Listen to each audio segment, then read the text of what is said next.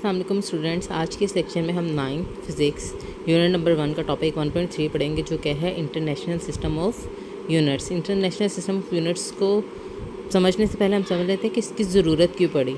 ठीक है, तो हमने जैसे फ़िज़िकल क्वांटिटीज़ के बारे में पढ़ा था, chapter physical quantities and measurement है, तो हम अब थोड़ा सा मेजरमेंट को भी पढ़ लेते हैं। मेजरमेंट क्या है? जस्ट काउंटिंग नहीं है। ठीक है, बहुत सारी चीज़ें हैं जिनको हम जस्ट सिंपली क्या कर सकते हैं, काउंट करके ही मेजर कर सकते हैं। जैसे हमारे पास हम कह सकते हैं हमारे पास 5 पेंसिल्स हैं, 5 बुक्स हैं, 6 पेंसिल्स हैं। ठीक है, लेकिन बहुत सारी चीज़ें ऐसी होती हैं जिनको हम क्या कर सकते हैं, सिंपली काउंटिंग से मेजर नहीं कर सकते। जैसे हमारे पास क्या है, शुगर है, मिल्क है और डिफरेंट टाइप्स ऑफ ग्रेन्स होते हैं जिनको हम क्या कर सकते हैं, सिंपली काउंटिंग से मेजर नहीं कर सकते।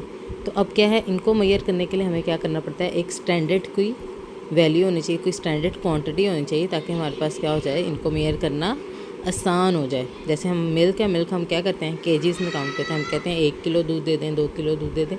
तो अगर हमारे पास ये क्वांटिटी ना होगी, स्टैंडर्ड क्वांटिटी नहीं होगी, तो हमें क्या है, मिल्क की मेजरमेंट समझ नहीं आएगी।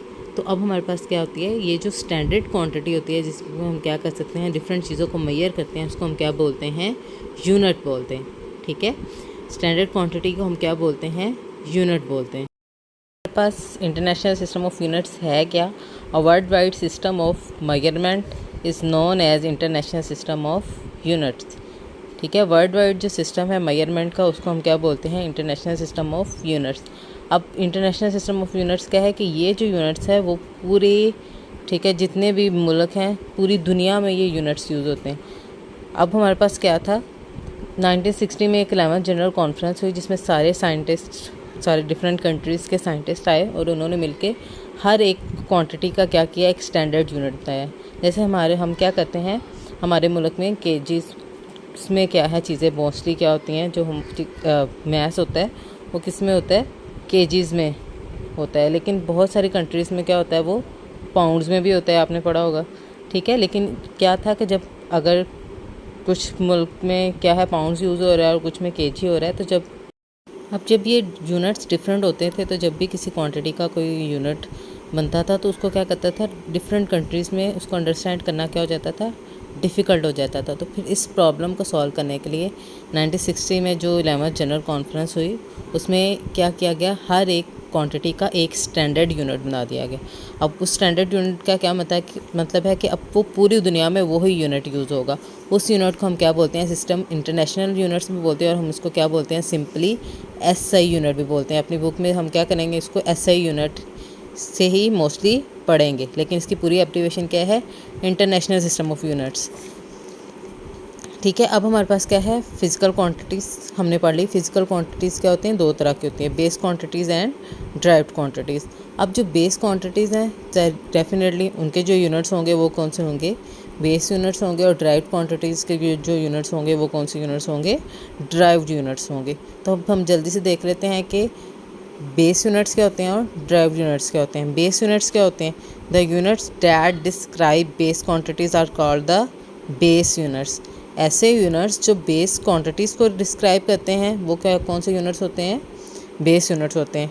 डेफिनेटली बिकॉज वो बेस क्वांटिटीज़ को डिस्क्राइब कर रहे हैं, तो वो यूनिट्स भी कौन से होंगे, बेस यूनिट्स होंगे। अब क्या होता है, हर बेस क्वांटिटी का अपना यूनिट होता है। अब ये नहीं कि अगर एक ही है कि ये बेस क्वांटिटीज़ हमने पढ़ी हैं, 7 बेस क्वांटिटीज़ हैं, तो 7 बेस क्वांटिटीज़ के डिफरेंट यूनिट्स होंगे।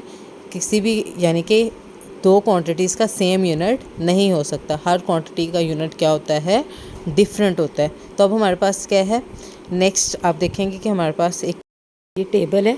टेबल में क्या है, हर बेस क्वांटिटी का यूनिट बताया गया है। बुक में आपके पास फर्दर क्या होगा, क्वांटिटी होगी, क्वांटिटी का सिंबल होगा, यूनिट का नेम होगा और यूनिट का सिंबल होगा। यहाँ पे जस्ट मैं आपको सिंपली एक्सप्लेन करने के लिए मैंने आपको सिंपली ये एक शॉर्ट फॉर्म में ये टेबल बनाया है कि हमारे पास जैसे लेंथ है, लेंथ का क्या है, यूनिट क्या होता है, मीटर होता है। अब लेंथ का स्टैंडर्ड यूनिट मीटर है। जब भी लेंथ को हम मेजर करेंगे, हम कहेंगे इसकी लेंथ क्या है, 5 मीटर है, 6 मीटर है, 3 मीटर है, तो उसके साथ हमेशा हम मीटर को यूज़ करेंगे। मैस का क्या है, केजी है। टाइम का क्या है, सेकंड है। इलेक्ट्रिक करंट का क्या है, एम्पेयर है। इंटेंसिटी ऑफ लाइट का क्या है, कैंडेला है। टेम्परेचर का क्या है, केल्विन है। और अमाउंट ऑफ सब्सटेंस का क्या है, मोल है। अब हमारे पास ड्राइव्ड यूनिट्स क्या होते हैं, the units use to measure derived quantities are called the derived units. जैसे हमने सिंपली पीछे पढ़ा कि बेस क्वांटिटीज़ को जो डिस्क्राइब करते हैं वो बेस यूनिट्स होते हैं, और ड्राइव्ड क्वांटिटीज़ को जो डिस्क्राइब करेंगे वो कौन से यूनिट्स होंगे, ड्राइव्ड यूनिट्स होंगे। जैसे हमारे पास क्या होती है, ड्राइव्ड क्वांटिटीज़ क्या करती हैं, बेस क्वांटिटीज़ से मिलके बनती हैं, ठीक है। जैसे हमने पढ़ा था एरिया, ठीक है। तो एरिया कैसे बन रहा था, जब हम क्या कर रहे थे, लेंथ को मल्टीप्लाई कर रहे थे लेंथ के साथ। तो इसी तरह एरिया का यूनिट भी कैसे बनेगा, लेंथ का हमने यूनिट पीछे बेस यूनिट पढ़ लिया ना, क्या है, मीटर है। तो अब एरिया का बेस यूनिट क्या हो जाएगा, मीटर स्क्वायर हो जाएगा। तो इसी जिस तरह ड्राइव्ड क्वांटिटीज़ क्या करती हैं, बेस क्वांटिटीज़ से मिलके बनती हैं, इसी तरह ड्राइव्ड यूनिट्स भी क्या होते हैं, बेस यूनिट्स से मिलके बनते हैं, ठीक है। अब हमारे पास फिर इसका भी एक टेबल है, ठीक है। टेबल में क्वांटिटीज़ और उनके यूनिट्स बताए गए हैं। आपने ये टेबल भी लर्न करना है, एमसीक्यूज़ के लिहाज से भी ये इंपॉर्टेंट है। इसके अलावा जब नेक्स्ट हम फर्दर चैप्टर्स पढ़ेंगे उनमें ये सारे यूनिट्स यूज़ होंगे। जैसे स्पीड है तो स्पीड के यूनिट क्या होगा, मीटर पर सेकेंड, इसको हम पढ़ते हैं पर सेकेंड। एक्सेलरेशन है, अब इसका यूनिट क्या होगा, मीटर पर सेकेंड पर सेकेंड। अब हमारे पास यहाँ पे सेकेंड 2 दफ़ा है। वॉल्यूम का क्या होगा, मीटर क्यूब। फोर्स का क्या है, न्यूटन है, या फिर हम इसको क्या पढ़ते हैं, किलोग्राम मीटर पर सेकेंड। प्रेशर का क्या है, पास्कल है, या फिर न्यूटन पर मीटर स्क्वायर।